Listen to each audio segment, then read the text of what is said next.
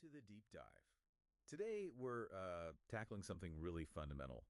The huge impact technology has on, well, pretty much everything in our lives. It really is everywhere, isn't it? Absolutely. You feel it every day, the phone in your pocket, how you work, how you connect with people. Right. But we're not just going to, scratch the surface here. We want to do a real deep dive. Get into the core of it. Exactly. Yeah. We've looked at a lot of material, and our mission is to pull out the key insights, the big shifts technology has caused. And that means looking at both sides, Yeah. right? The amazing opportunities. And let's be honest, pretty significant challenges too. It's just incredible how thoroughly it's reshaped things. Yeah. The sources we looked at really hammer this home. Yeah. They point out how stuff that was pure science fiction not that long ago. Like what, for instance? Well, think about instant video calls across the globe. Or just email even. Things we totally take for granted now. Right, just part of the daily routine. Exactly. It's just woven into how we live. Makes you really think about the pace of it all. Oh, definitely. And communication, that's a huge one. Remember how it used to be? Landlines. Writing actual letters. Waiting days, weeks sometimes. Or you just had to meet face to face. Seems almost quaint now. It does. Because now we've got this constant, instant connection.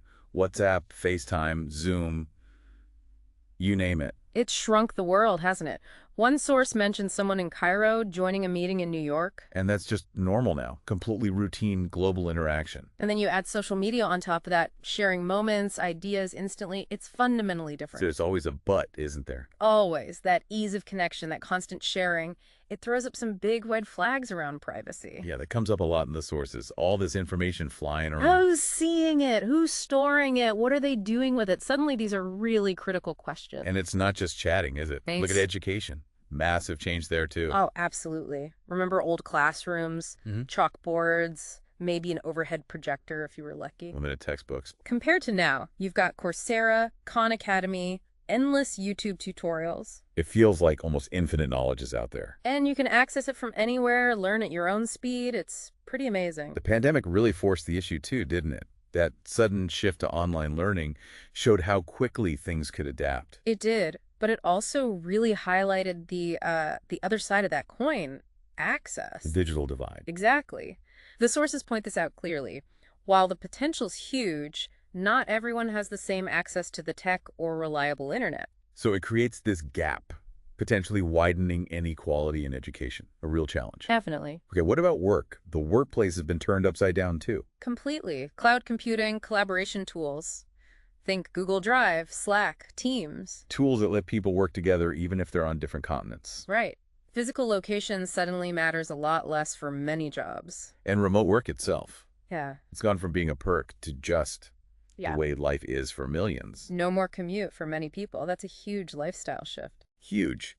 But again, the sources bring up the flip side. Blur. Yeah, that line between work and home getting really fuzzy. You're always connected. Emails pinging, chat messages popping up, video calls. That feeling of being perpetually on. Which, as the material we reviewed points out, leads straight to concerns about burnout. It's tough to switch off. It really is. So that brings us to this idea that kept coming up technology as a double-edged sword. It describes it perfectly. On one hand, you've got incredible convenience, connection, new ways to collaborate. Unprecedented power, really. But then you have these major downsides. Privacy is a big one we touched on. We share so much online, don't we?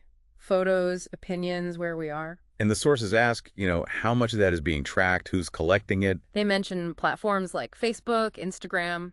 It's their business model, essentially, tracking user data. Makes you think about how aware we really are. Do we actually grasp the sheer amount of data being collected? And what it could mean. And then you hear about data breaches all the time. Yeah, the sources highlighted that too. Millions of people's info just exposed. It really forces that question.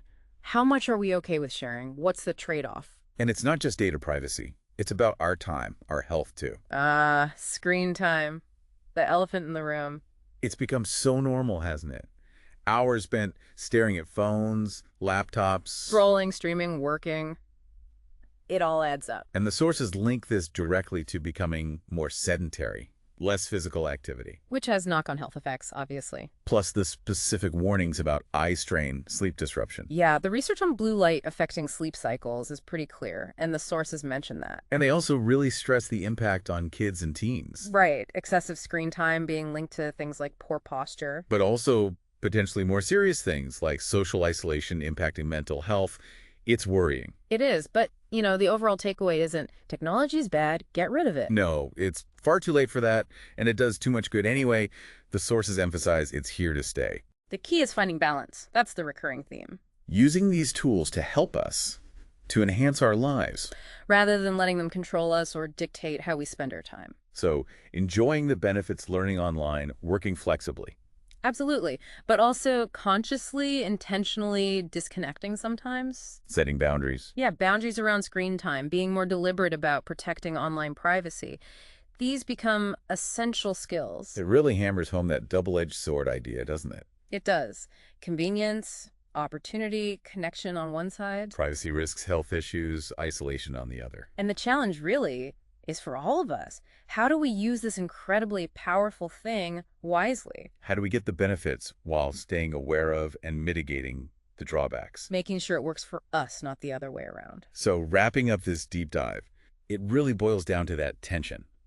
The amazing power of tech versus the absolute need to engage with it mindfully. Exactly. And maybe that's the thought to leave everyone with. Take a second to think about your own relationship with technology. Is there one area, maybe communication, maybe learning, work-life balance? Privacy, screen time. Yeah, any of those areas where you might want to look a bit closer. Just reflect on how you're navigating the good and the bad in your own life.